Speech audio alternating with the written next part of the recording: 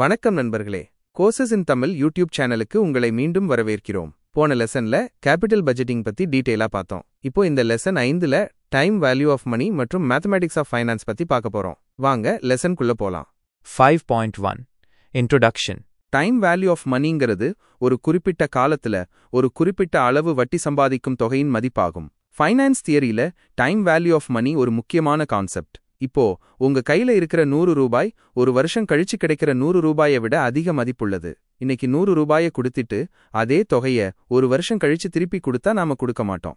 ஆனா முதல் வருஷத்தின் முடிவில் 110 ரூபாய் கிடைக்கும்னு உறுதியா இருந்தா இன்னைக்கு 100 ரூபாயை கொடுக்கலாம். இன்னைக்கு 100 ரூபாயை கொடுக்கறதுக்கு தேவைப்படும் இந்த கூடுதல் இழப்பீடு அடிஷனல் காம்பன்சேஷன் தான் இன்ட்ரெஸ்ட் அல்லது டைம் வேல்யூ ஆஃப் மணின்னு சொல்லப்படுது. இது வருடத்திற்கு 1% பெர்சன்டேஜ் பர் ஆனம் குறிப்பிடப்படும். பணத்திற்கு டைம் வேல்யூ இருக்கிறதுக்கான காரணங்கள்: பணத்தை உற்பத்தி ரீதியா பயன்படுத்தி உண்மையான லாபத்தை உருவாக்க முடியும். பணவீக்க காலத்துல இன்னைக்கு இருக்கிற 1 ரூபாய் எதிர்காலத்துல இருக்கிற 1 ரூபாயை விட அதிக வாங்கும் சக்தி கொண்டது. எதிர்காலத்துல இருக்கிற நிச்சயமற்ற தன்மைகள்னால எதிர்கால நுகர்வை விட இப்போதைய நுகர்வு விரும்பப்படுகிறது. இந்த 3 காரணிகளும் சேர்ந்து வட்டி விகிதத்தை ரேட் ஆஃப் இன்ட்ரெஸ்ட் தீர்மானிக்க உதவும். 1. கம்பவுண்டிங். கொடுக்கப்பட்ட வட்டி விகிதத்தில் ஒரு காலப்பகுதியின் முடிவில் உள்ள அனைத்து பணப்புழக்கங்களின் எதிர்கால மதிப்புகளை ஃபியூச்சர் வேல்யூஸ் மைனஸ் FV நாம் கண்டறிகிறோம். 2. டிஸ்கவுண்டிங். கொடுக்கப்பட்ட வட்டி விகிதத்தில் எதிர்கால வரவுகளின் தற்போதைய மதிப்புகளின் பிரசன்ட் வேல்யூஸ் மைனஸ் PV கூட்டுத்தொகையுடன் ஆரம்ப பண வெளியேற்றத்தை ஒப்பிடுவதன் மூலம் நேரத்தில் பணத்தின் கால மதிப்பை நாம் தீர்மானிக்கிறோம். 5.2 Compounding and Discounting. ஒரு இப்போதைய தொகையின் எதிர்கால மதிப்பை அறிய பயன்படுத்தப்படும் முறை கம்பவுண்டிங் என்று அழைக்கப்படுகிறது. எதிர்காலத்தில் பெறப்படவுள்ள தொகையின் தற்போதைய மதிப்பை தீர்மானிக்கும் செயல்முறை டிஸ்கவுண்டிங் என்று அழைக்கப்படுகிறது. காம்பவுண்டிங் கூட்டுவட்டி விகிதங்களை பயன்படுத்துகிறது. அதே சமயம் டிஸ்கவுண்டிங்கில் தள்ளுபடி விகிதங்கள் பயன்படுத்தப்படுகின்றன. பேசிஸ் கோபி ஐக்லால் டவுன் டால் he had to bend down of Hampi. Compounding, discounting, meaning இப்போதைய முதலீட்டின் எதிர்கால மதிப்பை கண்டறிய பயன்படும் முறை காம்பவுண்டிங் என்று அழைக்கப்படுகிறது. எதிர்கால பணப்புழக்கங்களின் தற்போதைய மதிப்பை கண்டறிய பயன்படும் முறை டிஸ்கவுண்டிங் என்று அழைக்கப்படுகிறது. கான்செப்ட்: நாம் இன்று சில பணத்தை முதலீடு செய்தால் எதிர்கால தேதியில் எவ்வளவு தொகை கிடைக்கும்?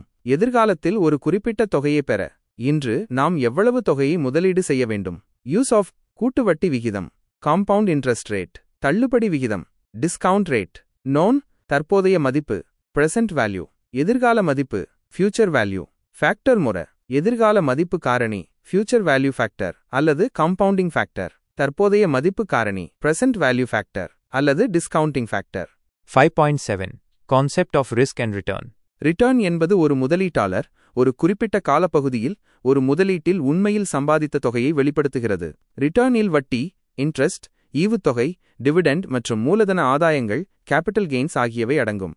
அதே சமயம் ரிஸ்க் என்பது ஒரு குறிப்பிட்ட பணியுடன் தொடர்புடைய நிச்சயமற்ற தன்மையை அன்சர்டன்டி குறிக்கிறது. நிதி அடிப்படையில் ரிஸ்க் என்பது ஒரு குறிப்பிட்ட முதலீடு உண்மையான எதிர்பார்க்கப்பட்ட வருவாயை வழங்கலாம் அல்லது வழங்காமல் போகலாம் என்பதற்கான வாய்ப்பு அல்லது நிகழ்தகவு, சான்ஸ் ஆர் ப்ராபபிலிட்டி ஆகும். முதலீட்டாளர்கள் சில உறுதியான பலனை பெறும் நோக்கத்துடன் முதலீடு செய்கிறார்கள். இந்த பலன் நிதி கலைச்சொற்களில் ரிட்டர்ன் என்று அழைக்கப்படுகிறது மற்றும் ஒரு குறிப்பிட்ட அளவு இடரை ஏற்றுக்கொண்டதற்கான வெகுமதி ரிவார்ட் ஆகும்.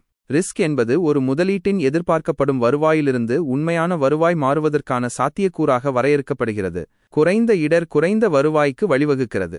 உதாரணமாக, அரசாங்க பத்திரங்களை பொறுத்தவரை வருவாய் விகிதம் குறைவாக இருந்தாலும் பணத்தை திருப்பிச் செலுத்த தவறும் இடரும் குறைவாகவே இருக்கும். அதிக இடர்கள் அதிக சாத்தியமான வருவாய்க்கு வழிவகுக்கின்றன, ஆனால் அதிக இழப்புகளுக்கும் வழிவகுக்கலாம். பங்குகளின் நீண்ட கால வருவாய்கள் அரசாங்க பத்திரங்களின் வருவாயை விட மிக அதிகமாக இருக்கும், ஆனால் பணத்தை இழக்கும் இடரும் அதிகமாகும்.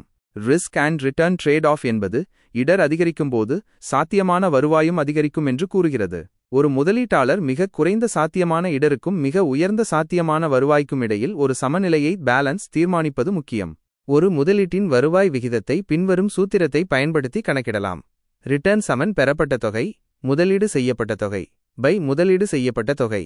ஃபைனான்ஷியல் மேனேஜ்மெண்டின் பணிகள் ஃபர்ம்டின் குறுகிய கால மற்றும் நீண்ட கால தேவைகளை பூர்த்தி செய்வதற்கான நிதியை பெறுதல், நிதியை செயல்படுத்துதல், நிதியின் பயன்பாட்டின் மீது கட்டுப்பாடு வைத்திருத்தல் மற்றும் இடர் மற்றும் வருவாய்க்கு இடையில் சமரசம் செய்தல், ட்ரேட் ஆஃப் ஆகியவற்றை உள்ளடக்கியது. Summary: time value of money வணிகத்தில் மிக முக்கியமான ஒரு கருத்தாகும். காம்பவுண்டிங் மற்றும் டிஸ்கவுண்டிங் இடையிலான வேறுபாடுகள் இந்த பாடத்தில் விளக்கப்பட்டுள்ளன. ரிஸ்க் மற்றும் ரிட்டர்ன் கருத்துக்களும் விவாதிக்கப்பட்டுள்ளன. நண்பர்களே, இந்த லெசன் 5ல டைம் வேல்யூ ஆஃப் மணியோட முக்கியத்துவத்தை, அதோட அடிப்படையான காரணங்களான கம்பவுண்டிங் மற்றும் டிஸ்கவுண்டிங் பத்தி டீடைலா பார்த்தோம். அப்புறம் ஃபைனான்ஸ்ல ரொம்ப முக்கியமான கான்செப்ட்ஸான ரிஸ்க் மற்றும் ரிட்டர்ன் பத்தியும் அவற்றுக்கு இடையிலான ட்ரேட் ஆஃப் பத்தியும் புரிஞ்சுக்கிட்டோம். இந்த கருத்துக்கள் ஃபைனான்சியல் டிசிஷன்ஸ் எடுக்கிறதுக்கு ரொம்பவே அத்தியாவசியம். அடுத்த லெசன் 6ல காஸ்ட் ஆஃப் கேபிட்டல் பத்தி முழுசா பார்க்க போறோம்.